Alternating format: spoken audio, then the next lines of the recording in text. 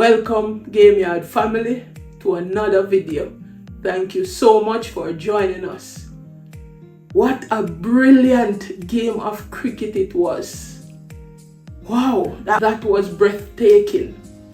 India scored 285 runs of 34.4 overs. Yes, I said it right, 34.4 overs. With a run rate of 8.28. Yes, I said it right, it is correct. 8.28 run per over. It was a very entertaining game. It was a very entertaining brand of cricket. It was brilliant to watch. The 285 scored by India is the fastest team score in Test history. Very quick.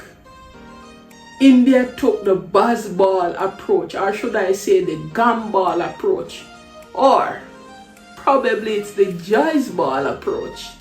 But whatever approach it was, I am sure that the fans were left satisfied after leaving the Greenfield Stadium in Kanpur. It was breathtaking. Brilliant, brilliant game of cricket.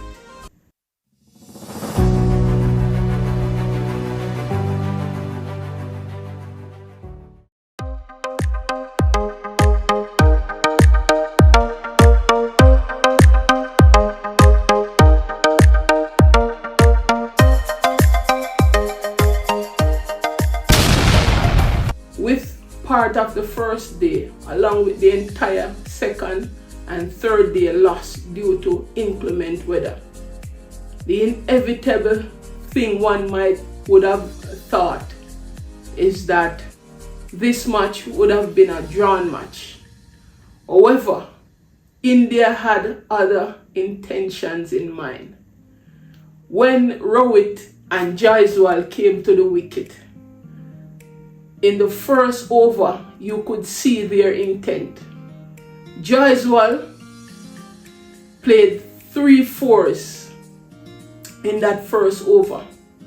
And when Rohit faced his first ball in the second over, the intention was made very clear. He hit that first ball for 6 runs in a test match. That reminds me of the first ball bowled by Pat Cummins in the 2023 Ashes. First ball at Edgbaston. And Zach Crawley played an exquisite shot through extra cover for 4. That showed what was England's intent in the Ashes series, was to put pressure on the bowlers up front. So I think this brand of cricket, let me talk a little about the brand of cricket being played now. I think it's very entertaining, and I think it will bring a lot more fans out to test cricket, because the general consensus, especially in the West Indies, is that test cricket is boring, right? But this brand of cricket being played by the bigger teams, or the more powerful teams like India, England, Australia, it is a different brand of cricket that we have grown to know as it relates to test cricket. It's more entertaining, and it will attract more fans to the game. As I said earlier, most people think that this test match, because so many hours would have been lost due to rain, the inevitable thinking is that this test match, would be a drawn test match. However, India has set up this match for a result. Whichever team wins, we don't know, but I'm sure a result will be gained from this match. So Rohit Sharma led from the front. As I said before, he made 23 of 11 deliveries And as I said, you could see his intent from ball one. He hit the first ball for 6. And I think he hit in that over, I think he would have hit 2 6s in that over. So the intent was made clear, or his intention was made clear. And the truth of the matter is, he sacrificed his wicket for the team, because he could have come in and play his regular game. But no, India wanted to post a quick total on the board so that they would have gotten a chance to bowl back at Bangladesh before the end of day. And they actually did that, because they were able to close the day on 26 for 2. So they would have gotten 2 wickets, 2 of the Bangladesh's wicket. So he would have led from the front, and what I have seen also in the match is that everyone buy into the philosophy of the captain, and not only the captain but also to the coach as well, because everyone played their part, and you didn't see anyone comes into the wicket and start to just knock the ball around. You know, everyone came in with the intention of scoring quickly, and that was realized at the end of the day. What made this innings so special also is the fact that at Kanpur it is known for a wicket with low bounce. So even with that low bounce, India was able to score quickly on the wicket, even though it was a difficult wicket to bat on, but they were able to post a quick total so that they would be able to get a result from the game. And it shows the philosophy also that India wants to win every test match. Remember that the World Test Championship is at stake, and they want to win every match that they play. So at the end, as I said, Jaiswal and Rahul, they opened the batting, and they would have made the quickest 50 in the history of Test cricket. They made 51 from 19 deliveries. Jaiswal top scored with a blistering 72 of 51 deliveries with a strike rate of 141.17 with 12 fours and 2 sixes. Jaiswal was involved in a 55-run partnership with Captain Rohit Sharma.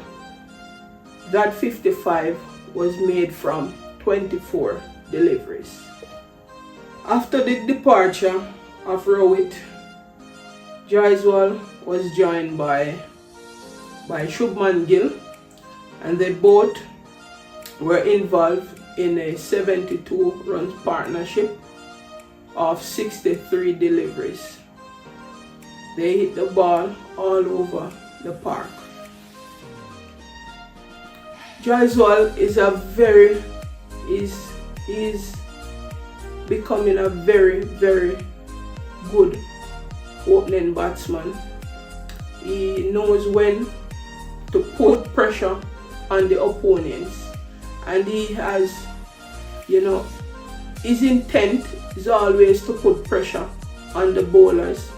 And the thing I like about Jaiswal, he is not afraid to play shots. He has confidence in the way he plays the game, and he is not afraid to put pressure on the bowlers up front, and so he is not afraid to get out, and he's becoming a very good 360 batsman. He can play shots all around the ground. He's very, very dangerous, and he can take the game away from you in the blink of an eye.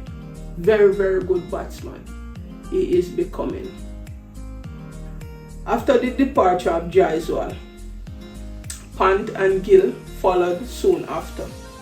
Kohli and Rahul came to the wicket, and they both were playing some good shots. In fact, I think Rahul started to, feel more confident based on the shots that he was playing. I see him improving a lot from the other day. In fact, over the years he would have been plagued with injuries, and I'm sure that his average of 34.1 is a bother to him, and I'm sure he wants to improve that. So I'm seeing a lot of improvements in his game, so much so I've also heard that he would have employed a chef, in order for him to manage the things that he consumes. And he has put in a lot of work in the nets. And today you could see, it being displayed, because he was batting more confidently. And I am sure that he wants to score some more runs, and to keep fit and healthy. So he's one person I'm going to continue to look on, and to see how his game is elevating, because a 34 average is not a reflection of the talent and skill that Rahul has. He is a better, batsman than that average doesn't reflect, the type of batsman he is. So Rahul and Kohli would have, made a good partnership. They scored 88 runs together of 59 deliveries. It was a very entertaining, partnership. And I want to make this point also. I think I made it in the beginning, but I want to reiterate this point to the fact that when Kohli was on 47, he could have knocked the ball around to get that 3. But because everybody buy into the approach, I would suspect by the leadership in terms of Gambhir and Rohit Sharma, the intent is to score quickly. So Virat put his personal ambition, below the team ambition, because the team wants to score fast, and he tried to heave that ball for 6, and he was bold, and that speaks volume of the person Kohli is also, because he is playing a selfless, innings. He could have easily scored that 3 runs to get, to that 50, that landmark. I think it would have been his 31st 15 test.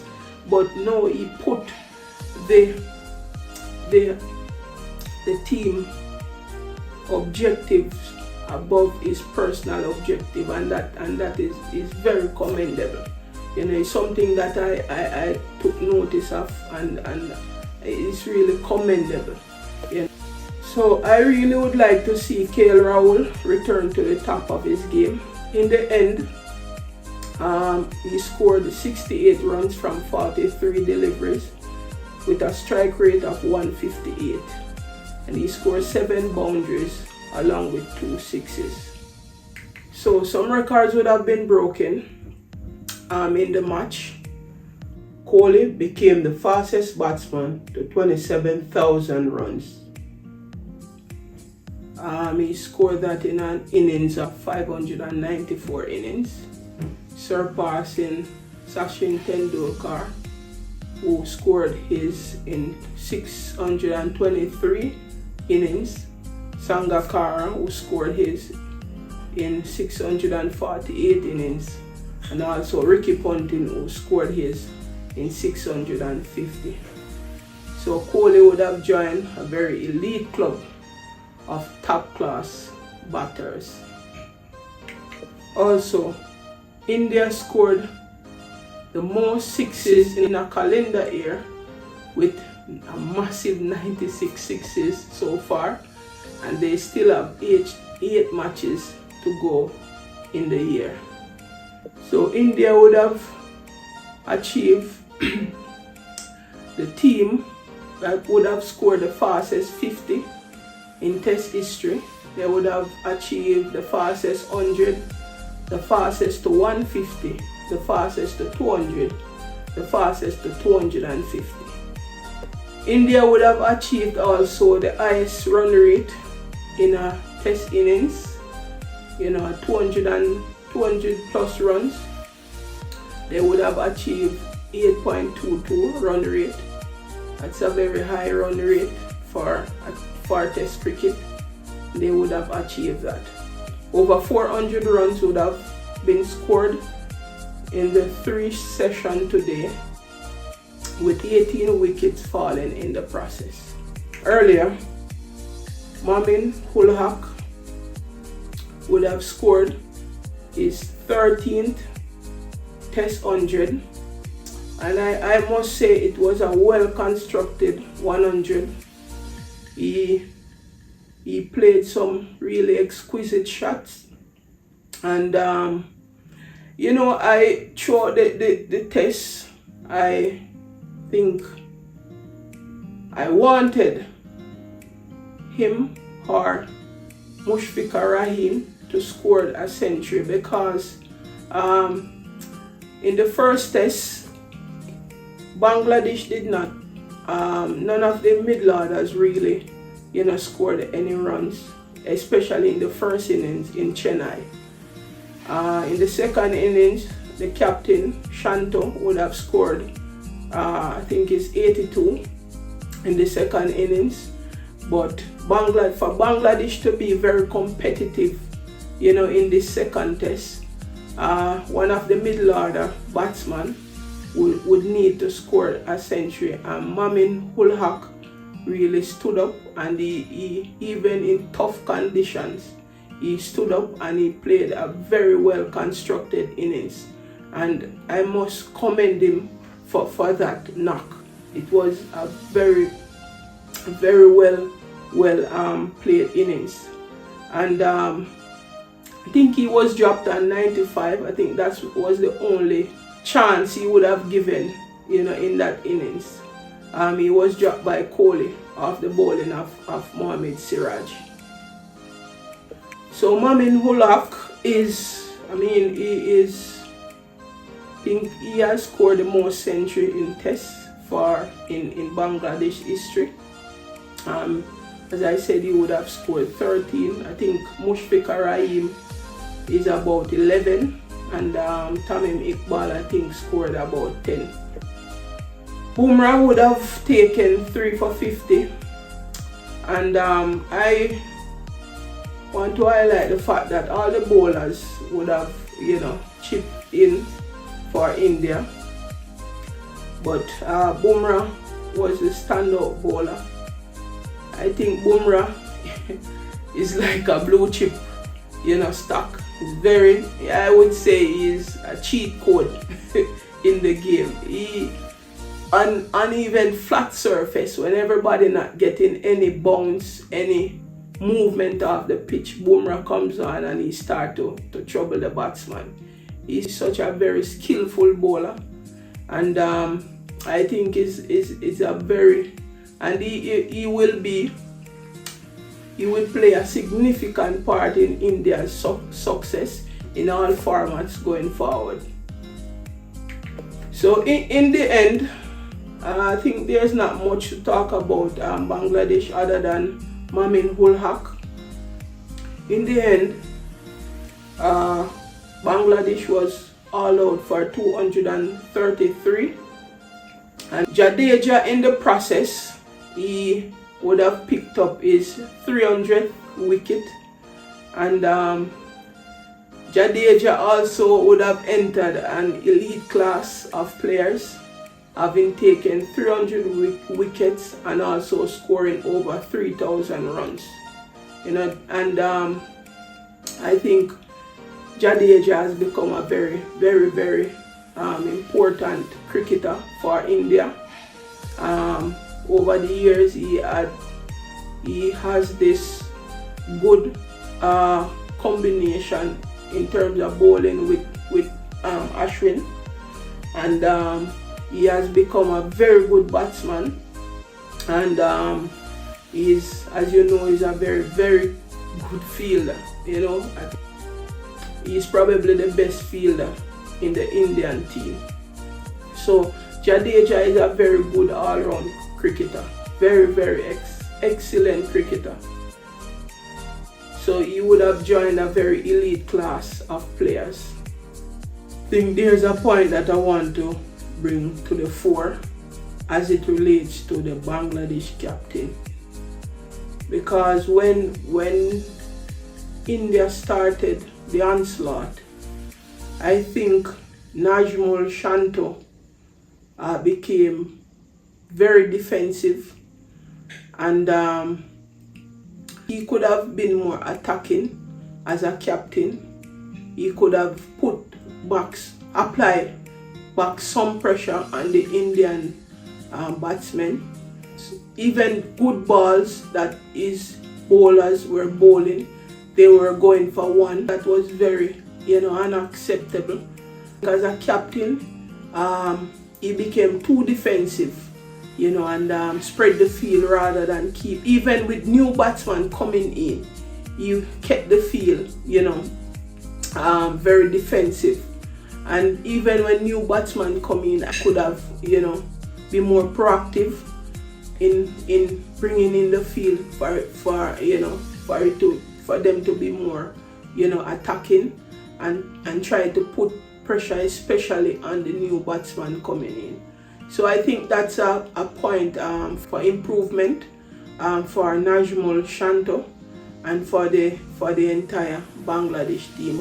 Shakib Al Hassan would have picked up 4 wickets, and even with the attacking mindset of India, they managed to get 9 wickets, and I think that was commendable as well. So all in all, I think the match is set up for an exciting finish. So we'll see what will happen on the 5th day. So scores in the match: Bangladesh in their first innings scored 233 all out. India in response in their first innings scored 285 for 9 declare, and Bangladesh at close of play on day 4 was 26 for 2. All eyes on the 5th day. Who will win that test match? Please state it in the comment section. I anticipate another great day of cricket, and I'm sure you are, anticipating it as well. Again, thank you for watching this video, and don't forget to like, share, subscribe, and comment on the video. Thanks again for watching, and I will see you in the next video.